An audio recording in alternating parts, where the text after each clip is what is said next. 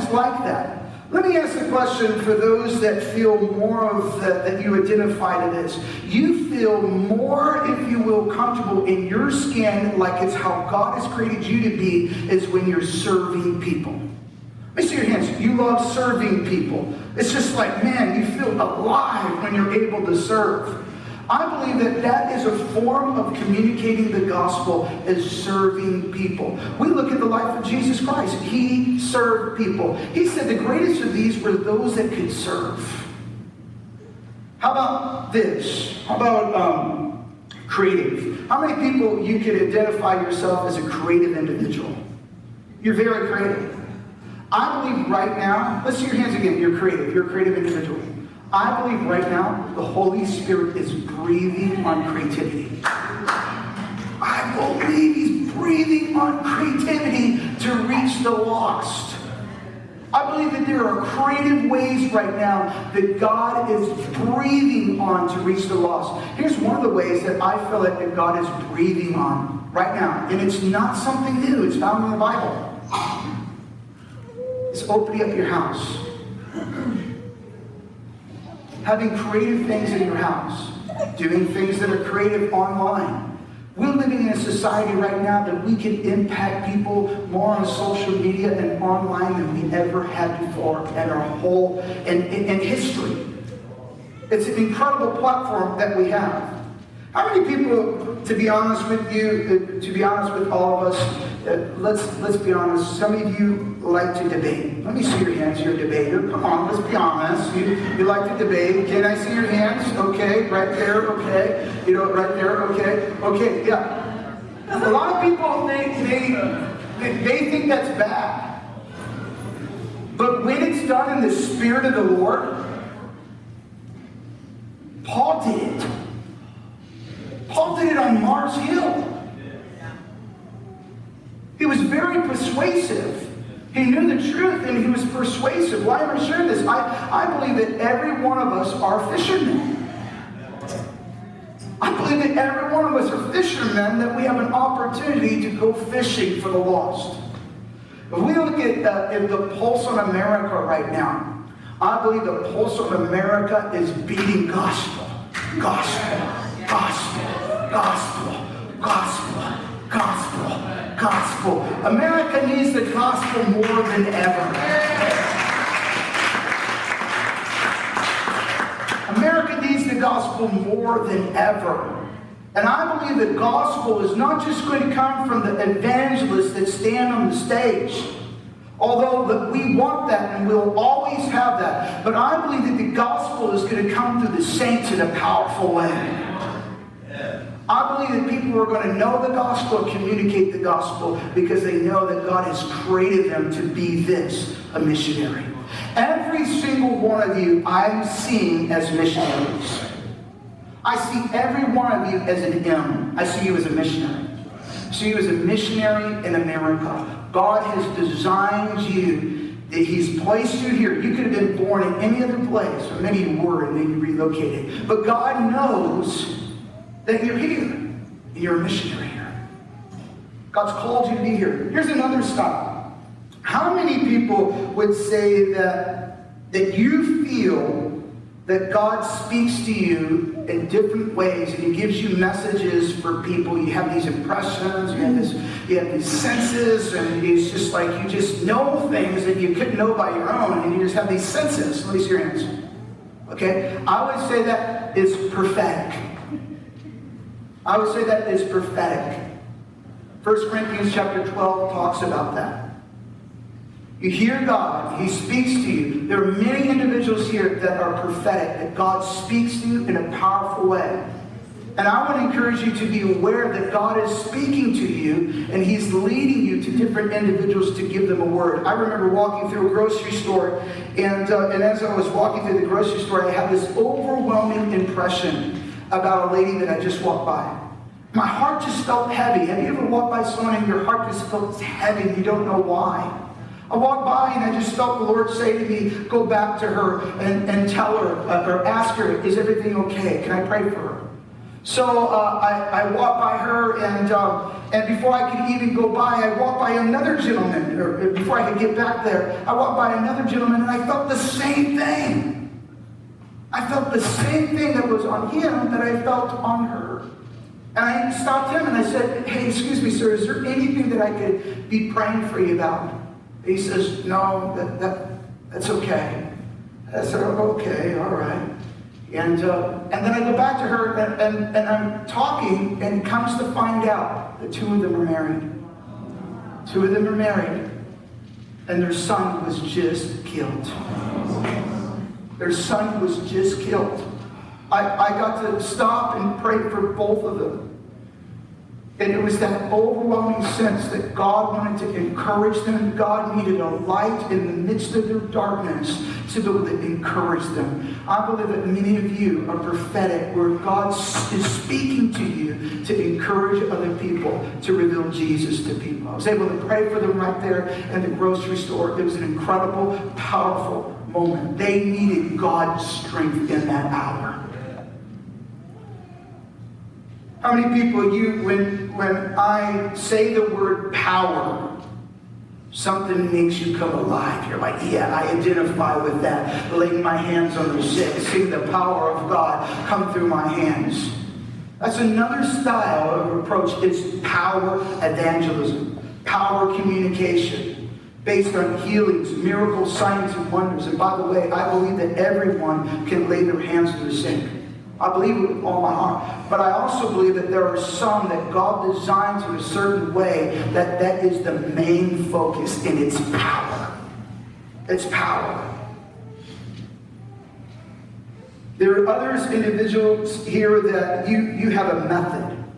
You're a method individual. You have methods. You have a certain style. And I've seen God move through methods. I have a great friend. His name is Scott McNamara. He's got a ministry called Jesus at the Door, and that is method evangelism. It's doing the same thing over and over and over and over. It's called Jesus at the Door, and it's a very powerful tool. But that's what God has designed Scott to do. Not everyone feels comfortable doing that over and over and over again. But I want to tell you, that is a powerful tool for method evangelism. And we've seen the results and the fruit of it.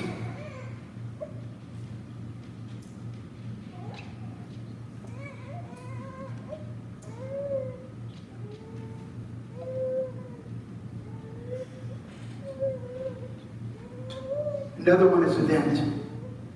Some of us, we love events, event gatherings. We've seen thousands of people impacted over events.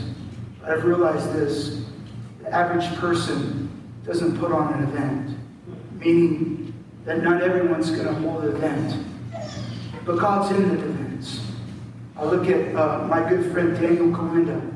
His ministry has seen over 70 million people. Over 70 million people be saved in Africa. That's incredible.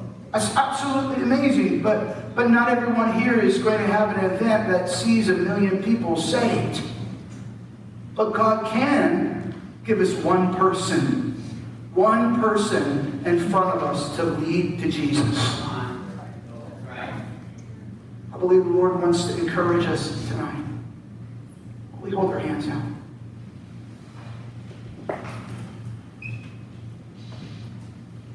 Holy Spirit.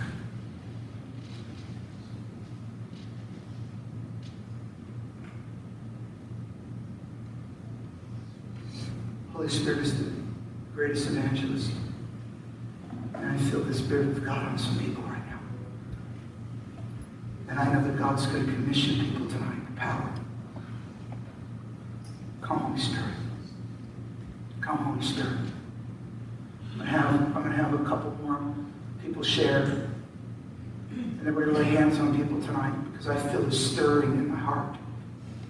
I feel that God wants to touch people in a profound way. I'm going to have Ashley come on up here in just a moment. I'm going to have her share whatever God places on her heart. It could be a testimony. It could just be something to encourage and exhort people. But the Spirit of the Lord is here. And How many people you say, I've got some more time. I've got a few more minutes for Jesus here tonight. How many people would say, I've got some more time? Because I feel that the Spirit of God wants to drop on people tonight. Ashley, why don't you come on up here and just share whatever the Lord's putting on your heart right now.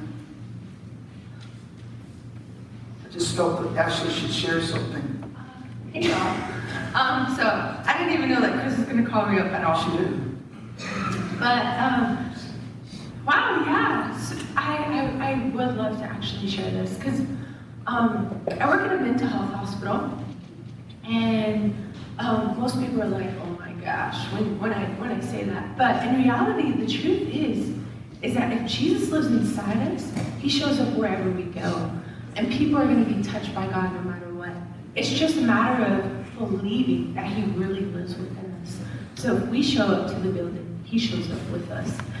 And so I just want to say, like, it doesn't matter where you're at. It doesn't matter whether, you're at Red Robin, or, you're on an outreach, or, you work in an office. Like, we can bring revival wherever we go. Like, wherever we go, we should be able to impact somebody, we should be able to light up the room. Like, when we walk in the room, they're like, who is this person? And why are they so different? But I just want to encourage you, like, when we go into workplaces and when you go into, like, your school, wherever you're at, like, have faith and know that even in the midst of the storm, like, because I remember when I first started working there, I was getting hit hard. Like, I was having nightmares, being attacked, like, all this crazy stuff. And I'm like, God, no, I'm going to press in. I believe that I'm going to see breakthrough in this room. I believe that people are going to be in their right mind. I believe that people are going to get healed. And I even believe that my coworkers were going to be touched by God. And so, it is so crazy. Like, I was, we get all types of, like, people in there. But this one young man that came in, he was like a professional boxer. And he ended up having like a meltdown in his life and stuff. But so I'm like going around and we do like groups and stuff, and this one man just gets highlighted to me, and I'm like, man, I just felt in my heart, like, we're not even supposed to share our life. And so I was like, hey, like, I just really want to share my life with you, and like what God has done in my life, that He can do it for you. Share the gospel with him, told him about Jesus, how Jesus died for him. No one ever told him about Jesus. He's like 22 years old. No one ever told him about God. And so I didn't like persuade him or anything like that. I just said, look at me. If you want to know God's real, you ask Jesus to show up in your life. And he was like, okay. But like, he was like, I'm not sure if I want it. The next day I go back. He comes running up to me when I walk through the doors. He's like, Ashley, I gave my life to Jesus. Come on.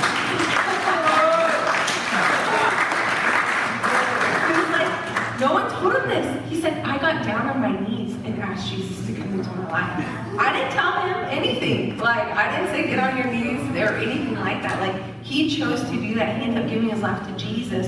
And then he, like, things that were taught in school, like at Bethel, he started making declarations. So he was like, Ashley, I started doing this. I would stand in the mirror and I would tell myself that you're amazing, and that you have a purpose, and that you are awesome, like all these things over himself, until he started crying. So he like radically got touched by God, completely changed, and he was out within a few days, where he was in there for a really long time because he couldn't get out of this weird psychosis moment where he wasn't in his right mind.